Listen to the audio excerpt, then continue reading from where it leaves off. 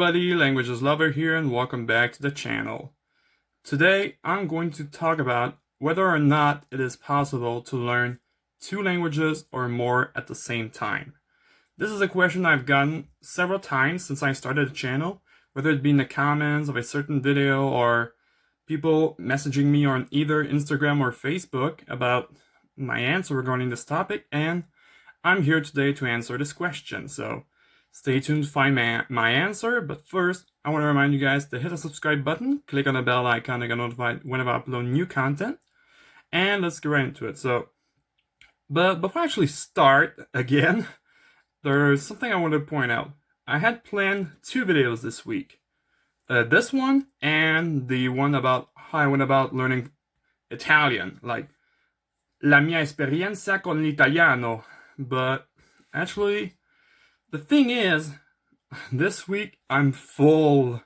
What I mean by that is that there's a lot of stuff I've got to do. I have a French exam, I have a philosophy exam, I also have my project to answer, and I also have a story to write in English for my English class, so pretty busy week, but I can guarantee you that the Italian video, la mia esperienza con l'italiano, is going to come out next week. I don't know what day, but next week for sure.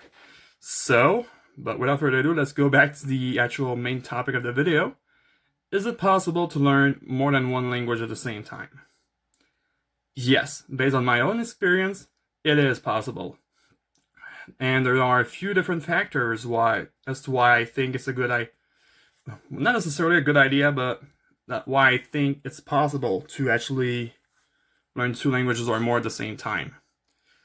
What I believe can make it possible is that if the two languages are similar, really similar, like for example, if you take two languages from the same family, for example, you're learning Spanish and you also want to learn another Romance language at the same time, Portuguese or even Catalan would be a good example. I don't know if you're learning French, perhaps Italian or Catalan could be also good. If you're studying English, German or Dutch, or maybe, much more Dutch could be a good idea.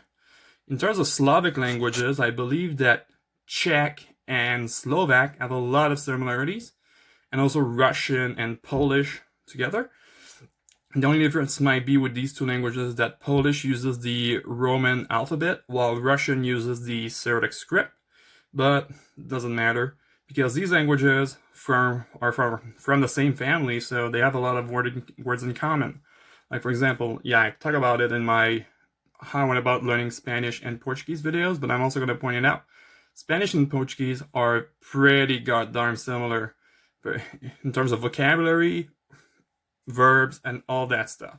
I'm going to take two examples, one for words and one for verbs. So, for example, Spanish and Portuguese both have two verbs to be. They have ser, which is the permanent state, while estar is the temporary state. For example, and it's the same word in both languages, the verbs are estar y ser. Estar y ser.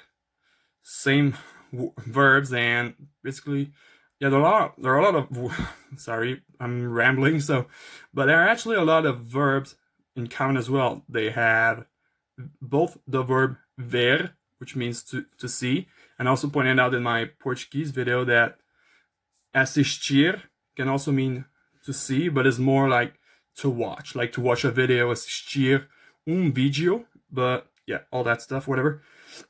And in vocabulary, just take that word for example, vocabulario. It's the same word, and although they're not the same, the determinants are pretty similar, like un, una, uma, and And if we take other languages, for example, like Dutch and German, these two languages alone have a lot of words in common as well. They have, for example, their verbs to be as well is sein in German, spelled S-E-I-N, while in Dutch, it's more like zijn, and it's pronounced, it's written Z-I-J-N. So I know that Dutch pronunciation can be daunting for some people, but it was easier to learn for me than German, so yeah, it'll be easier for you. To me, that is, yeah. And if we take, for example, to Slavic languages like Russian and Polish, and if we compare them, also take the verb to be again. In Russian, it's być, while in Polish, it's beats. And yeah, I don't know what else to say in Russian. Is there like, on the top of my head, is there like another similarity? I'm not sure, but let me just think just through a couple minutes and I'll get back to it. Okay, guys, I'm back, and what I found out is that what I realized is that it's not really a similarity between, well, yeah, it's kind of a similarity between Polish and Russian, but not just Polish and Russian. For like a lot of languages like German, Latin, Czech, Slovak, Ukrainian, Hungarian, and Finnish, these languages have cases. For example, I know the basic ones are nominative, dative, accusative, and genitive. And I believe instrumental is also pretty used. It's also used in Russian. If I remember right, it's been a while since I studied Polish, but I believe it's also available in Polish. Well, available. It's also in Polish, so yeah. And these cases, if you learn a language with cases, and you also plan on learning another language that happens to have cases, I believe it could be a good practice. But some languages, for example, like Finnish, it's more complicated. There's like 15 cases, if I remember. And these cases, they can mean a lot of different things. They have many particles as well, especially in Japanese. So yeah, but I don't think there's anything else. But so yeah, basically, if you're planning on learning two languages or more at the same time, my main recommendation would be to choose languages from the same family or that have some similarities. I know it can be like daunting or even confusing at the beginning. For example, like we take, yeah, I got mixed when I started learning Spanish and Portuguese, for example, because of the many words in common and stuff like that.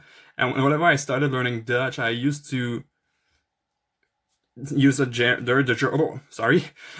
German sentence structure, and I also used to have like to speak German like with a weird accent. So, but I know that ich in German, meaning I, is ich in Dutch, and that yeah, it's not the same word, but whenever I started, I was like, I'm gonna speak Dutch. I'm gonna pretend to speak Dutch, but I'm gonna speak with a German with another accent. So, but that's not the same thing. But yeah, that's pretty much it for the video, guys. I hope this answers your question. And if you have another question, please let me know in the comments, and I'll be pleased to make another video about that subject. But until then, see you guys later. Bye.